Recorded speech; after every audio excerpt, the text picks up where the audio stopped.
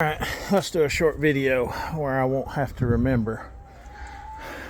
Kitchen window, right up under the plug, goes into the basement. It's only 8-10 inches under. They put it in a double line tube though. That's 1 inch going to the well. And the well has a leak. Right there. Spraying out a pretty good bit. But it runs in there. It might be filling the well up, I don't know. And then it runs straight across here, and I fixed it here. When I first moved up here, it was leaking. There's a junction right here that goes to the other house that was right out here. I spliced it. I had to fix it. I didn't break it digging the line with the backhoe. I broke it stepping on it trying to straighten it out afterwards. But I got my water line from a yard hydrant. Let me clean this lens off. Hold on. Alright. Might be a little better. I dug my trench. You can't have water and power in the same trench. This is my water. I've got to dig down. They've got a French drain. I dug it up right here, and it goes back in right there.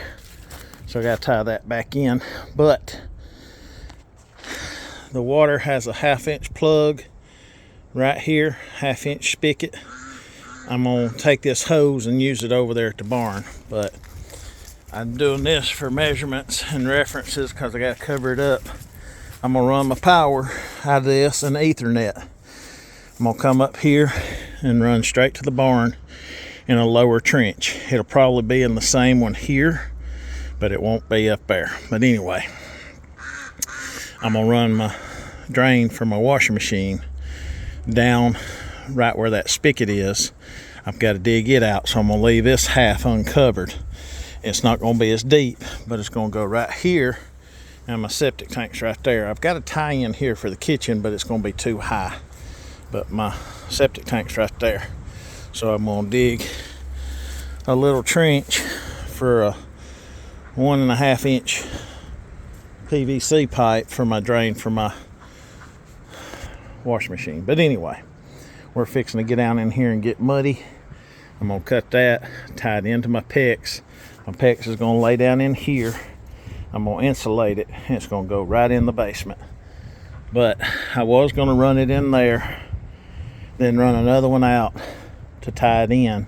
But this is leaking, and it's fixing to get cold, so I got to do something. It's supposed to be in the 20s.